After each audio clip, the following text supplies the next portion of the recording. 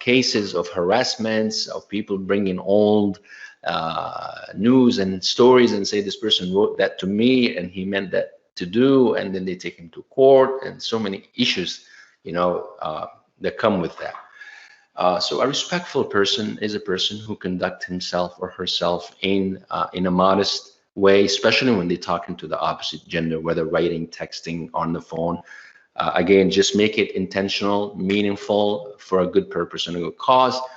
And I always used to advise my students, boys, especially, I said, you know what? You always have a sister. How would you like your sister to be treated? How would you like your sister to be talked to? You should do the same when you, meet other sister or other people. So may Allah subhanahu wa ta'ala make sort of those who adhere to those guidelines. It's difficult, but it's part of the strive, and and that's what really makes who we are become, the earners of Jannah. Allahumma ameen.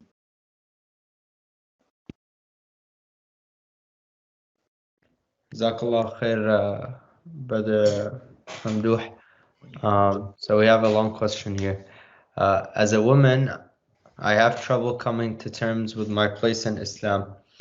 I feel secondary to men. I know that I have my right to my finances, the right to work, to not have to clean, etc. However, I feel as though my place is secondary, especially in the context of a relationship. It feels as though I have to forego my own thoughts and opinions to be submissive, rather than be steadfast in what I believe is right in order to fulfill the role of a Muslim wife. How can I come to peace with this? Okay, Bismillah. So that is a long question, Rashid. You're right. Don't get married. I'm just kidding. That's that's the first thought that came to my mind when I first read this question. No. I mean, it's a bit simplistic way of looking at a marriage. A marriage is not a 2D, it's not a two-dimensional affair. It's a three-dimensional affair, right? But how I will answer this is I will first say that, I said this in the beginning, that there is no way that the Prophet ﷺ could have addressed every type of couple and every type of family life there is. But what this religion does is it gives us principles to keep in mind to operate in every part of our life. And an important institution like marriage also has its principles. So there's an ayah in the Quran where Allah subhanahu wa ta'ala says that He created spouses from amongst one another so that they may live with each other in tranquility, right? Meaning in sakina, in peace. And that He put love and kindness between them. And then He said that in that are signs for those who reflect.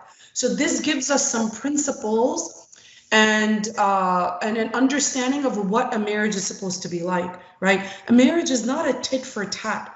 A marriage is not like just this dry contract, you better meet my rights or I'm not going to meet your rights. No, this is a relationship that's built upon love.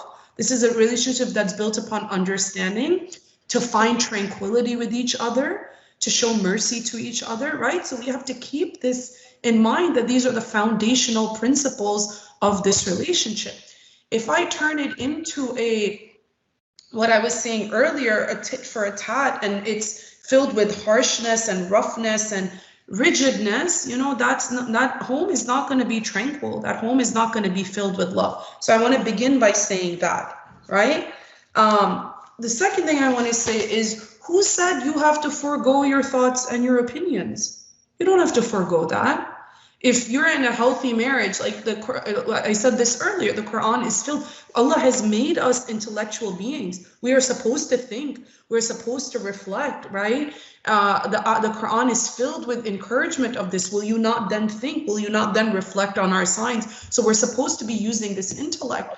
And in a safe and loving marriage, you should be able to, I said this earlier, a good president is always getting feedback from his VP, is always getting her input, is always getting her perspective, right? So and this is why it's important to do your due diligence when you are in the premarital phase. Because if you find yourself in a marriage where you're not allowed to speak and you have to be silent, that's problematic and that's not okay. And that was not the way of the Prophet ﷺ. The Prophet ﷺ would not only consult his wives, he would often go to them for advice, right? Now, if you now want to, if I, you know, it's so hard because you don't know the person. Now, if you want to be the leader and you want to be the head of the marriage, I don't know what to tell you, okay? Because that's not what Allah has mandated. And part of this religion is submission, is trusting God, trusting God's wisdom, and submitting to His will, right? I'll tell you this. It is from the nature of a woman that when she's being provided for and she's taken care of, she will naturally turn over the authority to her husband. She will look for him to fit into this role of leading her and leading the family. Most women will not have a problem with this. They will allow the husband to, and this is from their fitrah. They will desire to be under the care and the protection of their husband, right? When they are respected and they're treated in a dignified way. And what's funny is, I told you guys I'm a counselor, right? I'm a therapist, so I deal with couples all the time. That, I'm sorry, I hear an echo. I'm sorry, I can just hear myself. But what I find when I deal with couples, that when women do take on this dominant role at home, and some women will do that, right? They will take on the dominant role, and then their husband will slip into the passive role, right? And the secondary role. I promise you, those same women come to me, and then they say, he's not a man. He's so passive. He doesn't even stand up for me. I feel like I'm the man in the relationship.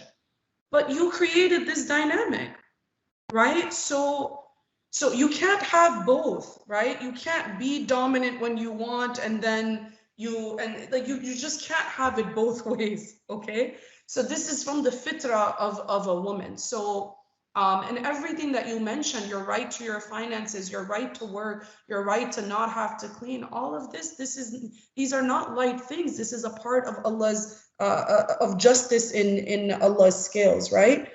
So you will not, I will promise you, if you are a woman of a healthy emotional mindset, you will not want a husband who's a yes man. And you will not want a husband who is passive, right? Because if an intruder comes knocking on the door at night, he's gonna send you to go check, right? If your life is threatened, you're in danger, he's gonna put you in the front, and they're gonna be like, you're not a man. Or he's gonna come to you and say at the end of the month, where's the other half of the electric bill, right? Pay up, right? And then we won't like that, right? So it's equity, right? There's give and there's take, and find comfort in the fact that this is a single person talking, and I think it is. Find comfort in the fact that you will desire to fit into that role. Allahu A'lam. Jazakallah, Sister Aneza.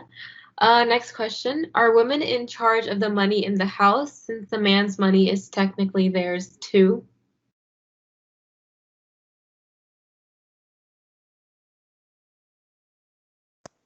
All right, so that's a good idea, right? Not keep all the money.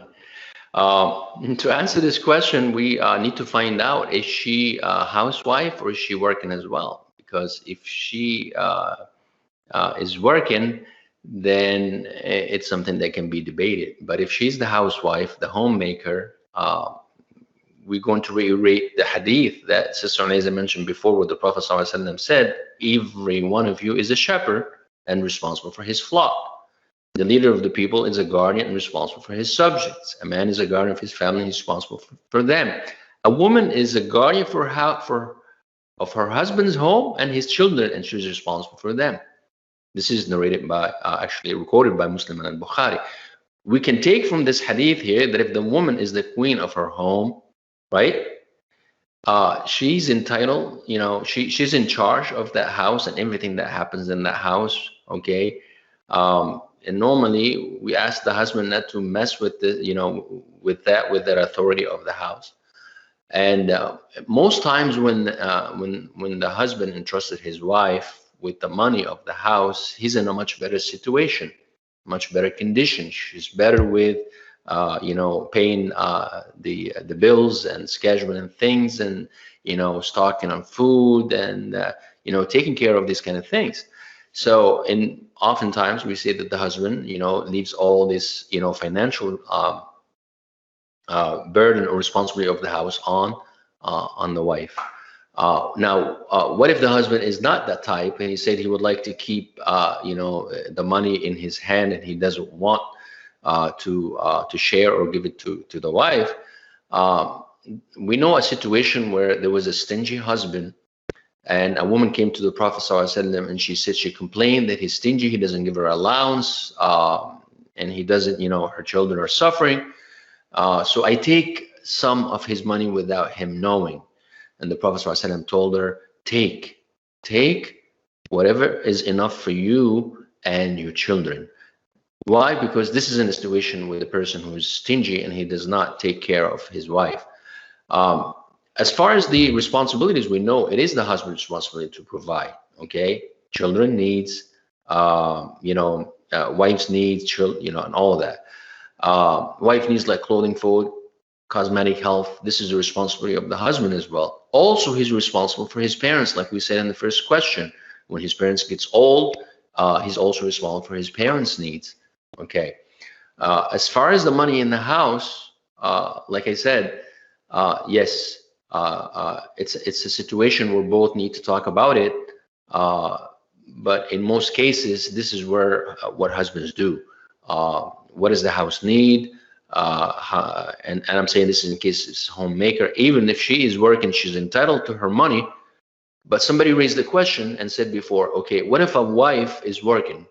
She has children, right? Who pays for the child care? You see, because the child care is the responsibility of the wife, right? Per, you know, the agreement of the marriage. Now she becomes responsible, and she should be the one, you know, this is something to talk about and to agree upon. But overall, the husband is responsible for spending on his wife, his children, and his parents when they're old.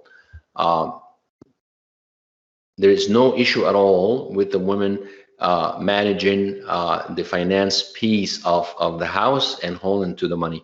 And I guarantee you, if you go ask anyone, especially if this is a solid, sound relationship where you both trust each other, and you have one account, or you have, you know, agreement on all these kind of things, that it's always better when the wife takes care of these things. Now, again, most of the time the husband is out and working, and, you know, and doesn't know what's going on and what is needed, but the wife would let him know what she needs. So yeah, a woman is trusted with the money at the home. This is her empire, her kingdom. She's the queen. She, you know, and again, it's a relationship of trust. Okay, and when we trust each other, things tend to be in the best interest. But if somebody's asking the question because all they're thinking about is the money or the financial piece, or they want to get their hand on as much money as they can of their husband, then again, it goes back to what the intention behind this. Do I want to be in charge of the money in the home so we can have better financial situation, we can have some savings, or we can pay some of our debts, or we want to get things in control? Beautiful. But if the intention behind it is that I want to drain my husband so he doesn't have enough money, so I want to save and I want to say, you know, this is all bad. But again, a Muslim family is always in the best situation when the man is taking care of, you know, the financial piece. But if it comes to the home, it's better suited for the wife to take care of that and hold on to that money. And again, it's equitable. His money is her money. Her money is her money. Okay, so she's not going to give him any of hers, but she can take all his, and that's okay. Wallahu a'lam. Jazakallah khair. Next question: does the wife have to ask permission from the husband to leave the house / go out anywhere? Yeah. I just wanted to add one thing that from the last question about the sister feeling that it wasn't fair and stuff. I just wanted to add one point that one of my teachers shared with me. He said that he's a historian in addition to being a scholar. He said that before the fall of the Roman Empire, one of the things that they found that they studied was that overall the men in that empire, in that time, in that society, they were starting to become more like women. They were starting to take on more feminine dress and more feminine traits and more feminine qualities. And his theory was that this was one of the things that led to the collapse of the empire. And subhanAllah, just reflecting on that, I was thinking that, women should not emasculate men. A man has his manhood and a man has his role, and he should be supported in that. At the same time, a husband has to know that as the leader, he has to answer to God. That this is not a role that's to be exploited. This is not a role that's to be taken advantage of, right? And that's why, all these questions, what's one of the main points that it goes back to is that you really have to do your best to find a spouse that is God conscious, to find somebody that has taqwa, that's going to keep Allah in the picture. Because when somebody is conscious of Allah and keeps Allah in the picture, they're not going to transgress their bounds. They're always going to be checking themselves and making sure that they are treating their spouse well and not violating anyone. So I just wanted to add that point. So does the wife have to take permission from the husband? So leaving the house is, especially like when it comes to things like this, you have to consider the social norm and the society that you're living in. There are some very conservative societies in the Muslim world where the women only go out certain times of the day or only go out for certain reasons, and that's their norm. In the time and the society that we live in, it is perfectly normal for women to go out, and it's really like a need here, right? So whether women are going out for business, for work, to do their errands, whatever it is, they should be able to go out of their house. What I would say is it's good to inform your husband. Your husband should know where you're at, right? And most women have no problem doing this, right? And vice versa. Even a healthy family, everyone knows where they are, right? I promise you, there are some families where a person is gone for 10 hours, 12 hours, 20 hours. The wife has no idea where the husband is. The husband has no idea where the wife is, and neither know where the children are. That's not a healthy family. This is for safety also, right? Your husband is responsible for your safety. He will be asked about this. He's responsible if something happens to you. So this is why it's good. This is a sign of a good and a healthy marriage, that you let each other know about where it is that you're at. And I'll tell you this, you will not walk into most Muslim homes and find like this list on the fridge of where the wife is allowed to go and where the wife is not allowed to go. There's just a general consensus and agreement in most homes that she is able to go out and take care of her necessities and her affairs, and not just able to, it's necessary for her to, especially in the age and the time that we live in, to manage all the affairs of the house. So the key here is that you should let your husband know where you're going, and even vice versa. The wife should know where the husband is at. Jazakallah, Sister Anisa. Next question. Can you tell all the Muslim men watching that the Prophet, peace be upon him, would not make his wife slave away in the kitchen? Instead, he'd do his part, not help around the house, and clean too? I feel like many Muslim men get confused with culture and religion and expect women to be slaves. We were not made to serve you. We were made to serve Allah subhanahu wa ta'ala.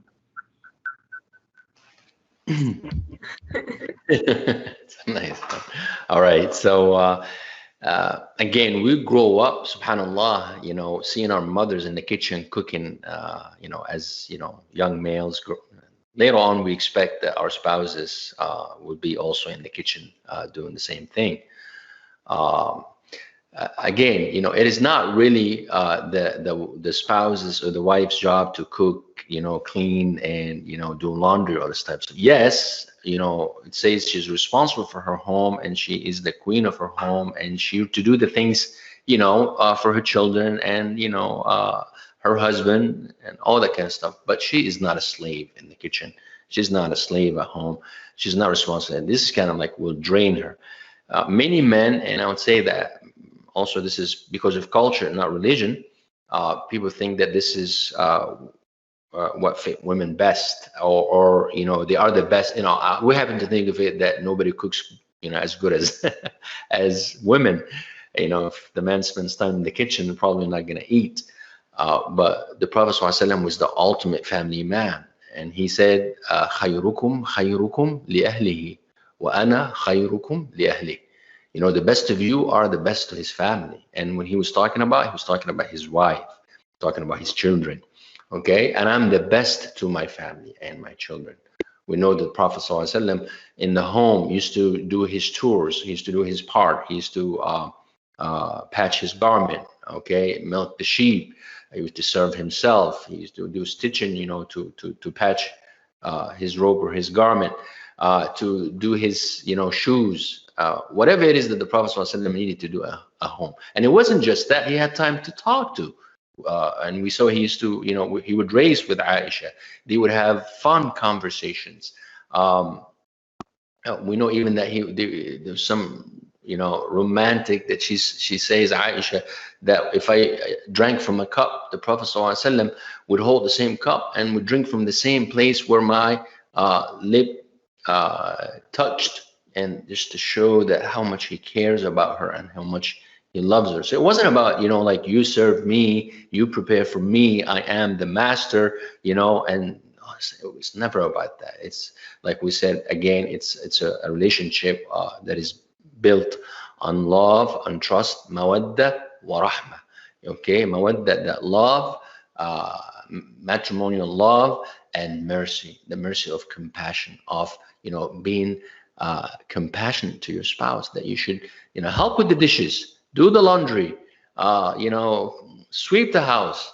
This is for the best interest of the house, because when the wife and the spouse is relaxed and she sees that her, you know, her partner, her husband is chipping in and helping out, she's much more relieved, and she has less anxiety and depression and issues, and she would not, you know, be on his case. A smart man should see through the lenses of cooperation, helping out, if he really wants, because it says a happy wife, a happy life. Okay, so yeah, we should remove all this stigma and stereotypes about, you know, women being enslaved in the kitchen. Men should really, and I say they should remove all this stereotype by being wherever you need to be to help your spouse. Okay, and do your part. Be like the Prophet sallallahu alaihi wasallam, and that is the least you can do. Okay, the Prophet ﷺ was the best to his family, the best to his, and again, also we need to be not just as the spouse, also to our children. The Prophet ﷺ, when he saw Fatima, his daughter, every time he would get up to greet her, and he will go get her by hand and seat her in his place. That's how kind he was. He had time for that. He had time for stories. He had time to check and see, how are you? And you all remember the story when one of the wives of the Prophet ﷺ, when he was with Aisha, she sent purposely some food to the Prophet ﷺ to taste. And when the courier came with the food, Aisha was so upset. She picked up that dish and she threw it in the middle of the room, right? She's jealous, okay, that somebody else offering food to the Prophet ﷺ. So the Prophet ﷺ went on his knees, picked up the pieces, and he said, "Gharat ummukum," your mother. Even though Aisha didn't have any children, but he called her ummukum, al-mu'minat, al-mu'minin, the mother of the believers. That she was just jealous. And then he asked, you know, to send something, you know, a dish back to his other spouse, or to his other wife. So what we take from that, you know, kindness, leniency, helping around the house, you know, and cooperating, taking the children to places, to the, you know, whatever we can do as Muslims to help our wives at home, it's going to help us in this world and in the hereafter, inshallah. So we want to have that within us, that, you know, that we want to help and we want to be there for them and relieve, you know, some of that burden, some of that, you know, many things that they have to go through the day and the night. Jazakallah khair. Next question is, what's the best way to break down the barrier of daughters being constantly asked to cater to the needs of their brothers by their parents? You know, when I hear that, when I read this question, this is what I pictured. I'll tell you what I pictured. I pictured that there are brothers that are, you know, just have this sense of entitlement, and their sisters are expected to serve them and clean up after them and do their chores and you know, clean their mess, and if this is what's happening, this is not okay. And this is actually not something that comes from religion. This is something more so that comes from culture. Okay. If, you know, sometimes what parents will do is they will split the duties, right? So they will, the boys will do more of like the lawn mowing or the garage work or, you know, things, taking out the trash. And the girls will be expected more to like do the dishes and help with the cooking and whatnot. And that's to, you know, give the sons the more laborious, the more rigorous tasks, right? But that split is fair, right? But to unfairly put this burden on the daughters that they're in service of their brothers, this is not something that comes from religion. At least, you know, Brother Mamdou can correct me if I'm wrong. I've never heard of this, right? And it's important to remember the context that we live in, right? Maybe 100 years ago, 50 years ago, it was different. But nowadays, both sons and daughters go to school, both have their tests, their homeworks, their studies, both are establishing their futures and their careers. So both have the same amount of time, right? Now, having said that, I will say we know the importance of obedience to parents, right? So if this is a parental expectation, we don't want to be disrespectful. We don't want to be disobedient either, right?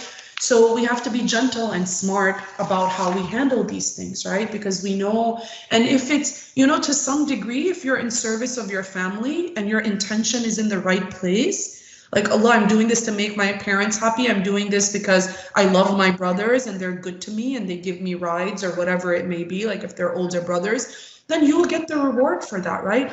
But what I imagine is that when this is excessive, right, where you feel like you're constantly in service and if it's affecting your life, then that's where it becomes problematic. So what I would suggest is if you have parents that are, you know, the type that they're open-minded and they will listen to you, that you sit them down and you explain to them how this is affecting you and how this is affecting your time and your own personal obligations or your study or whatnot.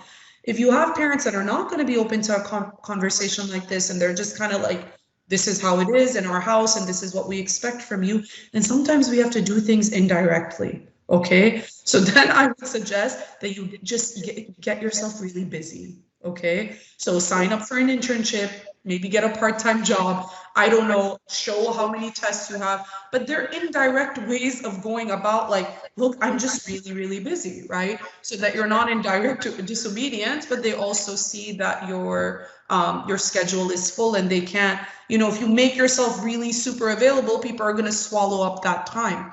So if you feel that this is excessive and in a way that's affecting you negatively, first try sitting them down and explaining this sense of injustice and unfairness that you feel. If you feel that that's not going to work, it's not a good idea, find more indirect ways of showing your busyness.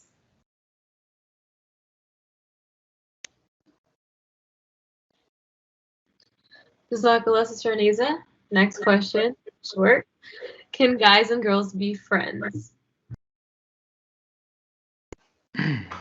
Can we just all be friends? This is the question of the millennium, I guess. This question is not far away from the first question that had to do with chatting, texting, saying salam to non-mahram. Again, we have to go back to this. We need to understand as Muslims that there is mahram and a non-mahram.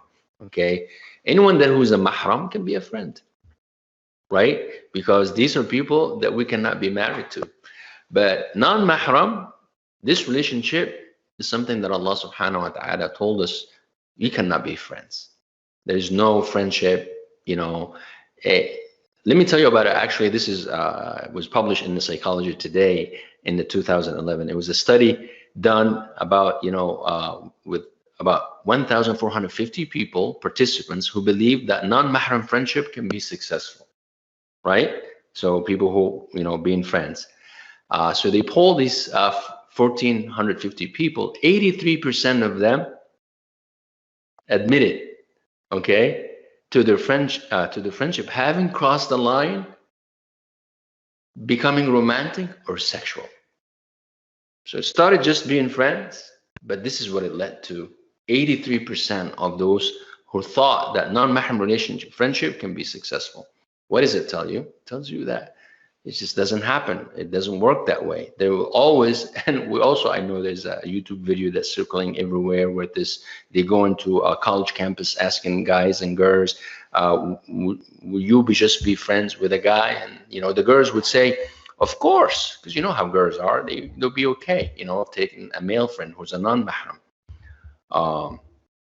You ask the guys, and the guys will be like, can you be just friends? And always the answer, the guys will be like, it's always something other than just being friends. So the guy is always thinking of something else other than just being friends, okay? So we have to keep that in mind, that a relationship, the guidelines, again, okay, that governs our communication has to be what we talked about, lowering the gaze, staying clear of secluded encounters, tone matters, interaction should be purposeful. You should treat each other with dignity and respect. Now, is this male friend is going to talk to his female non-mahram friend about problems he's going through with his family, or problem he's going through school, or he is trying to establish a relationship? What is behind all that? So we can be, acquaintance, but friends, that means, there's friends with benefits and there are friends, and what's behind this friendship? What is it leading to? And oftentimes, when people are in this cross line, there will be always words going on. Oh, so-and-so are talking to each other. So-and-so are having, this and that. What you think is a friendship, other people may not see it that way. Okay. And it is incumbent on all of us to guard our reputation, okay, and not put ourselves in a position or in a place where people can be talking bad about me or the person that I'm talking to. So there is parameters, okay, and we are told, according to Islam, that there is no such a thing. When people think that it works with other people, I give you the data, and the data always say, 83% of these people turn this friendship into something else other than that. And Islam is very interested in what? Whatever is going to lead to the major sin, and the major sin here we're talking about is zina or fornication, adultery. Allah subhanahu wa ta'ala put in place these parameters, these boundaries, to hinder people's effort to commit that major sin. Okay, so these are all put in place to guard us, is not to hinder or to limit our aspiration. It's in fact to protect us, okay, and to protect us from the next thing to happen. Can people have a relationship of knowing each other, and they would reach to each other if they have a project together, or if they can come together an event like that, or whatever it is, but it shouldn't be personal. It should be purposeful, for a reason, meaningful, and it should not be personal at all. Again, we'll follow these guidelines, and it would be a little bit hard sometimes on us, and that's why we look for different alternatives. But whosoever go through this hardship, they find later on that they are in a better position, that those who broke all the boundaries, did whatever they wanted, tried everything, but at the end, they had no one to blame but themselves.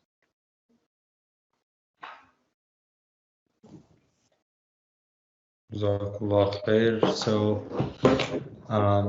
the next question is, what is your opinion on females going into really time-consuming careers such as medicine?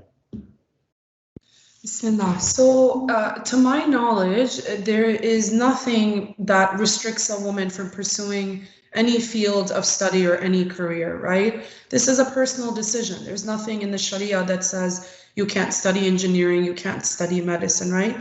Each woman has to consider for herself what type of a lifestyle does she want for her personal life, up till marriage and then even after marriage, right? How many years of schooling do I want to do? Do I want to go through residency? Do I want to give so much of my life and myself to this journey, right? And then she also has to consider later marital life, right? Because it's not easy to do 4 years of medical school, 3 years of residency, 2 years of if there's a specialty or fellowship or whatnot, and then say I'm going to sit at home. That's not an easy decision. Some women take it, but that's not an easy decision, right? So you have to think about your family life. Are you okay with the time away? Are you, it's a personal decision, and all factors should be considered. Intention here is really important, right? If the intention for a woman to pursue medicine is status and money and all this stuff, that's questionable. If the intention is that there's genuinely a need for female doctors and a female in every field, there is. And if your intention is to be in service to the ummah, to be in service to Muslim women or to women in humanity in general, then that's a noble intention. So intention is important. Where this discussion becomes important is in the context of marriage, right? So the two people that are interested in each other have to have an open and honest conversation about expectations, right? The husband's expectation and the wife's. And this goes to the other question. I think that's my last question that's coming up. It applies to that question also.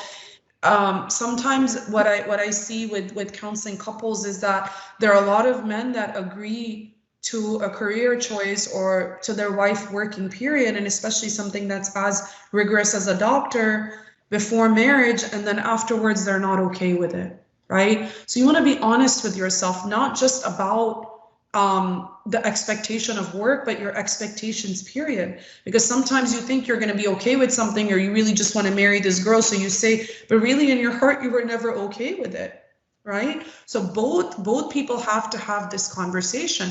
Now, are there couples with female doctors that have successful marriages? Multitude, many, right?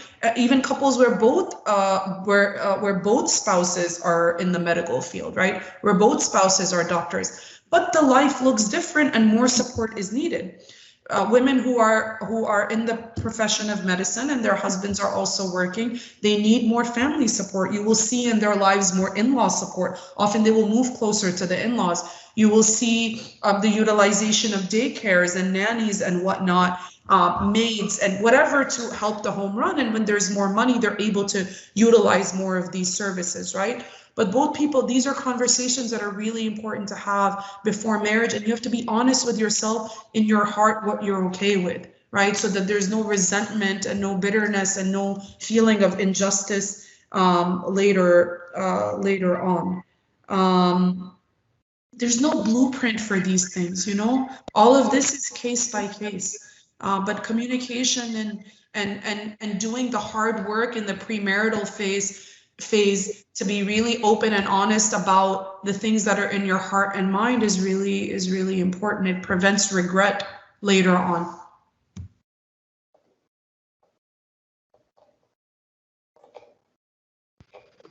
Jazakallah, Sister Aneza. Next question. What are the brother's authority and responsibilities over his sisters in an immediate family and vice versa? Okay.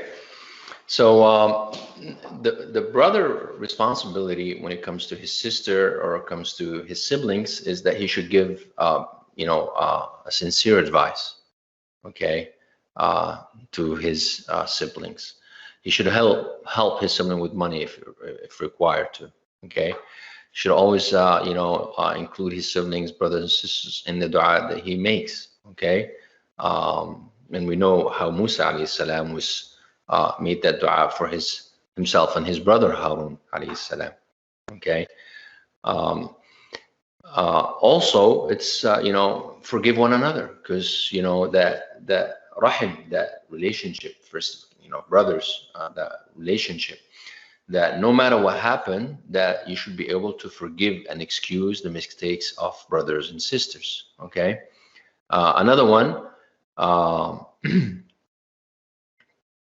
let's say in a situation with the husband, with the father passes away. So now I know where I grow up, they used to say al-akh walid, the brother is a father figure type of. So if the father passed away, normally the older brother is the one that takes on that responsibility of providing that safety, that protection, that that support, the father figure. Normally, usually if that is mature or of age. So that does not mean that when the brother takes that role, okay, in the absence of the father, that he should oppress his sister, or he should force her to do something against her will, or he shouldn't boss her, or bully her around.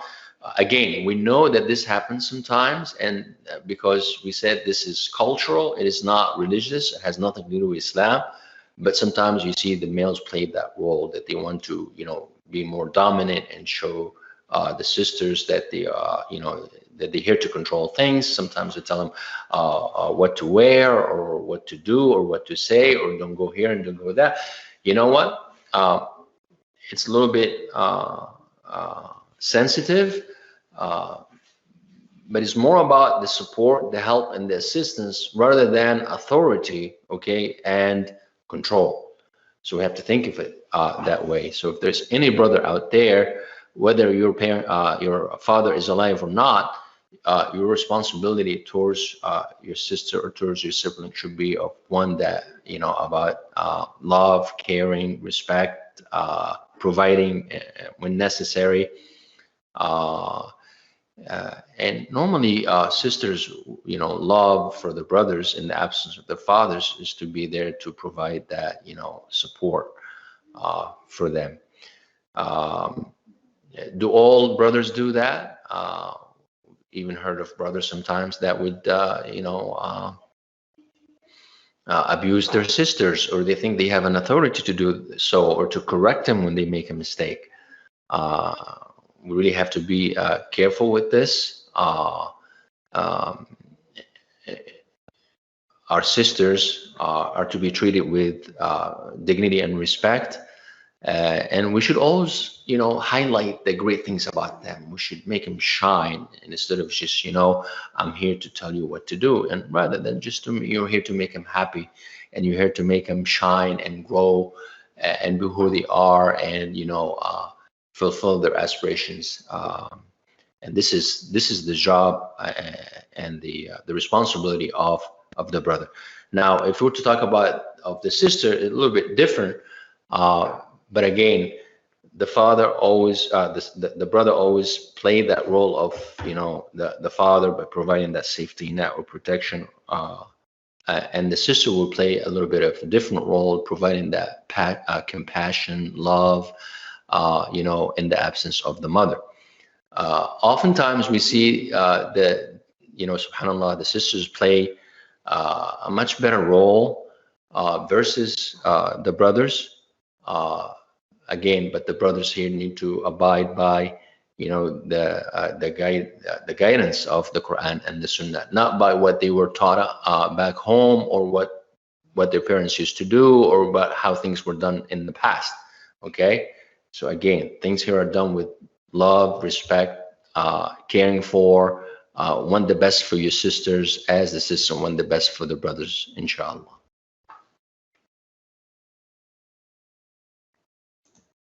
All right. Jazakallah khair. Last question, I believe. Okay, the question says, if a man and his wife both have jobs and they have children, what should they do? One wouldn't want to tell the wife to leave her job, but it's known how important the mother is to a baby. How does one approach that topic before marriage so one can know where they stand? Okay, bismillah. So I will be brief because we are over time. So inshallah, we're not going to keep you guys long. This is the last question and dua, and then we'll close. So the best way to approach this topic? The best way to approach this topic before marriage is just that, is to approach it, right? Is to openly and honestly express your expectations. And I don't know if I just said this before in the last question, but these things don't become easier to talk about after marriage. They're easier to talk about in the premarital phase, right? And if this is an expectation that a man has, that when you have children, I expect you to leave work at that point and care for the baby and care for the children up till whatever age, then you have to say that, right? How do you say it? You can just say, look, I feel it's important for a mom to be with her children. What are your views on this? How do you feel about this? And then look out for the answer, right?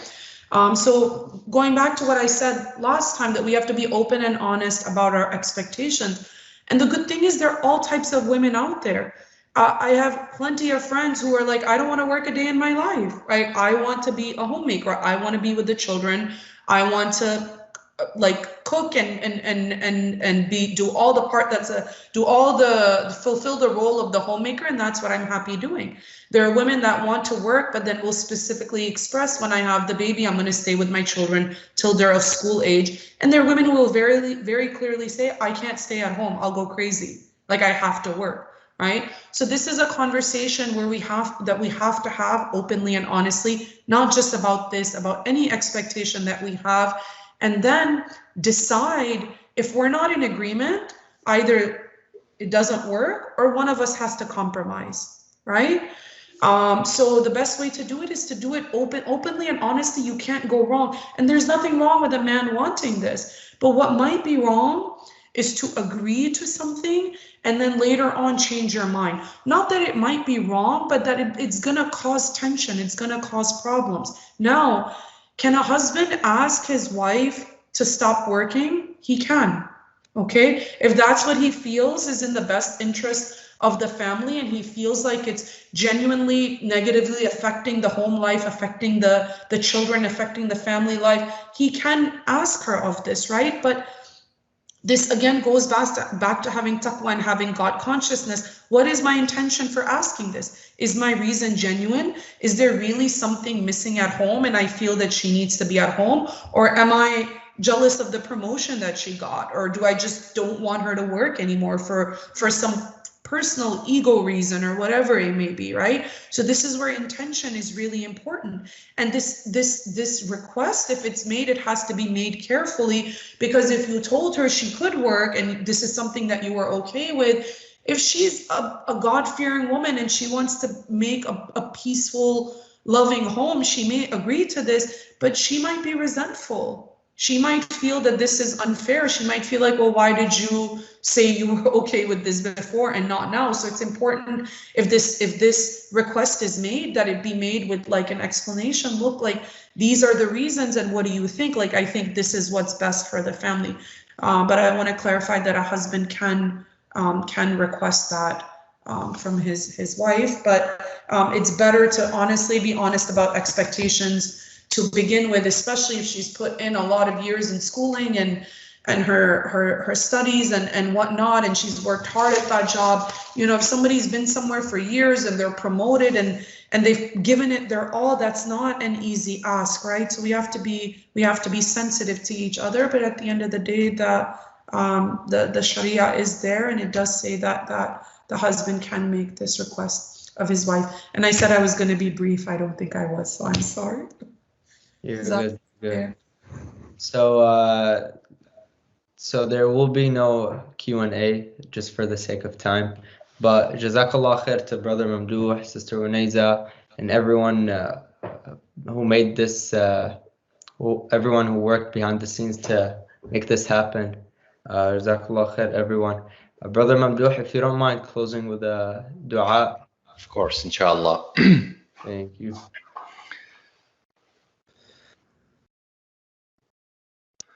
ربنا لا تزغ قلوبنا بعد إذ هديتنا وهب لنا من لدنك رحمة إنك أنت الوهاب. ربنا اغفر لنا ذنوبنا وكفر عنا سيئاتنا وتوفنا مع الأبرار. ربنا وآتنا ما وعدتنا على رسلك ولا تخزنا يوم القيامة إنك لا تخلف الميعاد. ربنا هب لنا من أزواجنا وذرياتنا قرة أعين واجعلنا للمتقين إماما. ربنا آتنا في الدنيا حسنة وفي الآخرة حسنة وقنا عذاب النار. We ask Allah subhanahu wa ta'ala to bless everyone who came together to make this happen today. May Allah subhanahu wa ta'ala make it in your book of deeds. May Allah subhanahu wa ta'ala benefit everyone who attended, and may Allah forgive our shortcoming. Wassalamu alaikum wa rahmatullahi wa barakatuh. Thank you very much. Thank you for everyone who attended. Thank you, everyone. Jazakallah khair to the organizers and the attendees. Alhamdulillah. And brother too. Thank you, Sister. Assalamu alaikum. Assalamu alaikum. Jazakallah khair.